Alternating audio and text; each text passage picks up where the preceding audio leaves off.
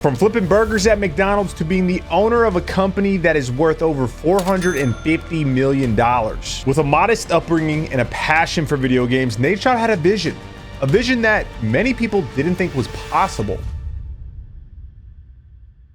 Like many of us, he fell in love with video games and spent most of his free time grinding, trying to be the best player in every single lobby. His parents thought he was spending just a little too much time in the house playing video games, so much, in fact, they made him get a job in McDonald's of all places so he could get out and experience the real world. They didn't want him wasting away his teenage years in front of a screen for absolutely nothing. But Nadeshot did what his parents told him to. He got the job at McDonald's, but he still had that passion. And it wasn't just the passion of being the best in public matches. He wanted to do something competitive. He wanted to compete against the best of the best. And that's where he found out about Game Battles. If you guys don't know, Game Battles was one of the first websites where there were competitive teams playing in online tournaments, you know, for little amounts of cash, nothing too crazy, but you were able to play against players and teams from all across the United States. What's funny is Nate didn't even love Call of Duty. He hated it. He was a Halo kid, even a little bit of Gears of War, but he couldn't find his home in either of those games. And it wasn't until 2008, 2009 that he finally had that home. And it was with Call of Duty. He broke into the scene with Team Genesis, and he had his first top 8 placement at an MLG event, which was the national championship in 2009. Then Nate found his way onto OpTic Gaming with teammates Merc, Flawless, and Vengeance. But his first stint didn't last that long on the competitive team because they wanted him gone. But there was something that Hex, who is the owner of OpTic Gaming, saw in Nadeshot when it came to content creation. He was unique, he was personable, he was relatable, and that showed in his content, and he really built a community not only with people like him, but also a community between competitive gaming and the casual audience. So at this point, Nadeshot was dedicating all of his free time to Call of Duty content. Whenever he wasn't at school or work, that's what he put all of his attention on. And he was having success. His brand was growing. And not only that, but Hex also gave Nadeshot another opportunity to be under the OpTic banner. He gave him his own team in OpTic Nation, which was going to be the sister team of OpTic Gaming. But it wouldn't last long.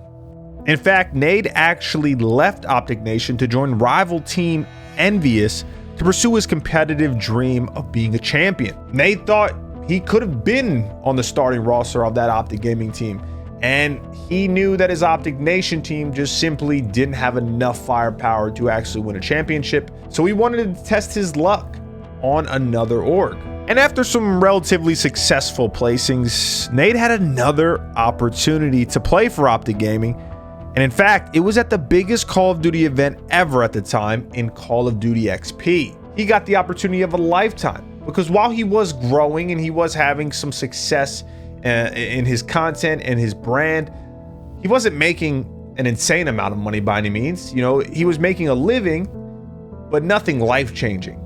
But that all changed after Nadeshot and OpTic Gaming won COD XP, the biggest event at the time, and he got $100,000. But the dream didn't last long because even after winning COD XP, Nadeshot still didn't get another opportunity to crack the starting roster. But even though everything seemed to be going great for OpTic, Nadeshot was somehow able to convince the players on OpTic to give him an opportunity to play on the starting roster. And I don't know what Nade could have possibly said, but he got it done. And while, yeah, OpTic, they had a decent amount of success in the Black Ops 2 season, it wasn't really the highlight for the OpTic Gaming brand. They were changing the content scene, and Nadeshot was the poster boy for it. With help from Hex and others, they moved into a team house. They had a team house. They were one of the first organizations in Call of Duty to have a team house where everyone was competing from the same place. They were all under the same roof, and they were creating content together on a daily basis, giving the fans and the viewers just another look at what goes into being a professional Call of Duty player. They were relatable. Nadeshot was oddly funny in his own weird way. I don't see it, but a lot of people do. And they fell in love with Nadeshot, not necessarily as the competitive player, but just as himself. And even though OpTic Gaming were the most popular team in the game, they had another lackluster year, at least when we're talking competitively in Ghosts. So after some team changes in Ghosts, OpTic and Nade were able to find one bright spot, winning an X Games gold medal. And not only was it his first MLG event win, it was one of Nade's best individual performances in his career. He almost broke down in tears getting interviewed after winning the X Games gold, just because of how much it meant to him. But then there was a huge shakeup in the off season of Ghosts, heading into a new Call of Duty, Advanced Warfare. Advanced Warfare came around, and OpTic found themselves with a completely new roster. An absolutely star-studded team, including Nadeshot, I don't know why I said him first, Scump, Formal, and Crimsix. And it wasn't a surprise that OpTic was the most popular team in Call of Duty at this point, because they were changing the game. They were being innovative. They were all having fun. They were giving everyone a different look at what it's like to live and do what they do on a daily basis. But the surprise was OpTic Gaming was back finding competitive success. But it didn't feel the same for Nadeshot, as even though the team was having a ton of success, he felt like his skill was deteriorating.